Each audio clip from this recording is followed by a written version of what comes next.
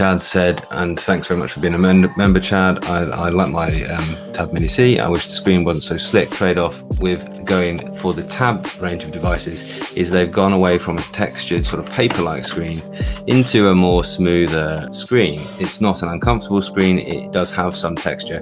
It still doesn't feel like glass, of course, but it does not feel as rough. Can you hear that? I'm holding it up to the microphone. That is the Nova. This is the Nova Air 1 rather than the Nova Air 2, incidentally. And this is the Tab Mini. You can just hear it's a little bit more of a kind of felt feel. Also, the Nova, I do have the nibs on there, are the sort of harder palm nibs rather than the felty nibs that I've got on this one as well. So that also has an effect. Let's try and get the lights on something similar. Do you know if a screen protector would help the screen more like that of the Remarkable 2? You certainly could. I don't know if anyone's yet got a Mini, but I imagine that I imagine any screen protector which is made for the Nova would actually fit the Mini as well. And I know the Doodoroo are all about their paper-like screen protectors, so I would probably look at them. They've kindly sent me some in the past as well. Is there any difference, first of all, in the lag in terms of actually the sort of latency of the pens? One would expect this Tab Mini to be a little bit better. Yeah, I think that there probably is a slight difference. It does feel, a little bit quicker. I think it feels slightly faster here though. Okay, let's put both lights off so you can see that. I know that's going to be a request, and there you are. You can see straight away, both lights off, that we're actually seeing a much darker screen on that Kaleido Free. That is not going to surprise many of you who've been following closely the difference between a Kaleido Free screen and on the pure black and white at this size for some time. So it really isn't much of a new thing. And actually, if you're still wanting pure black and white, this tablet for reading and just for writing on is still absolutely fabulous.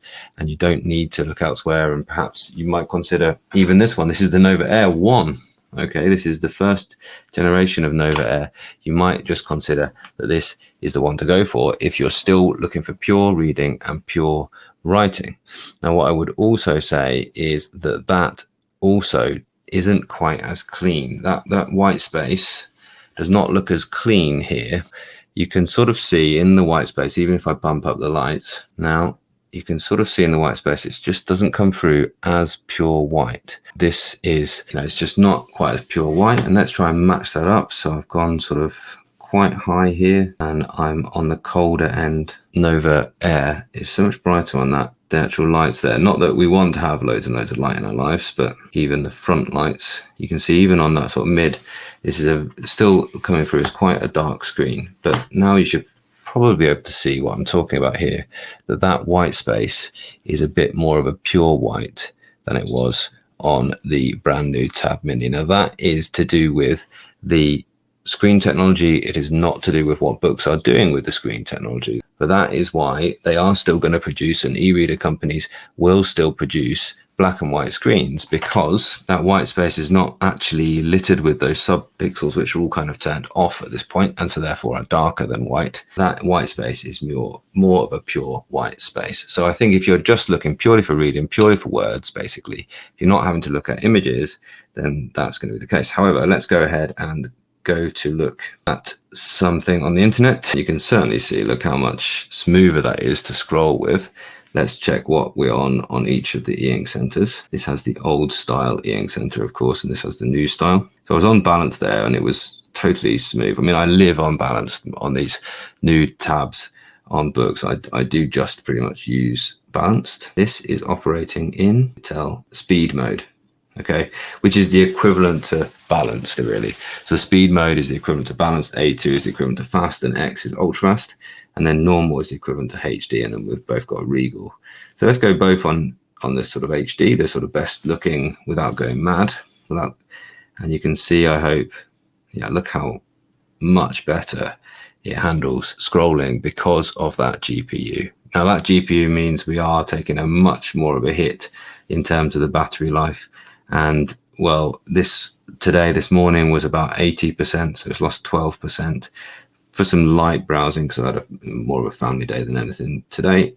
which is wonderful actually. And then let's go into the ultra fast versus the X, and you'll probably now see some incredibly difficult ghosting here, which is making it not great to use, but the actual ghosting is very well controlled here on that ultra fast mode here. Much better and still much smoother, and just much more ghosting. And then come in close to the camera. It hasn't done a full refresh, and you see that looks great. Still looks absolutely wonderful. And then in close with you can see the ghosting from the previous few screens. You can still see the actual symbol for X mode is still actually ghosted down there in the bottom. You can see, look at that, where the navigation ball is. It just looks pretty, it's not unusable, but in any case, I'm very rarely ever going into the X modes and the ultra fast in any case. And I do love the way that they've actually popped it. The Eink center just down there with the screen refresh there as well. So you can just always get back to a really good looking screen at all times on this. And I know there is a shortcut there as well. So this is the Nova Air here and the Tab Mini C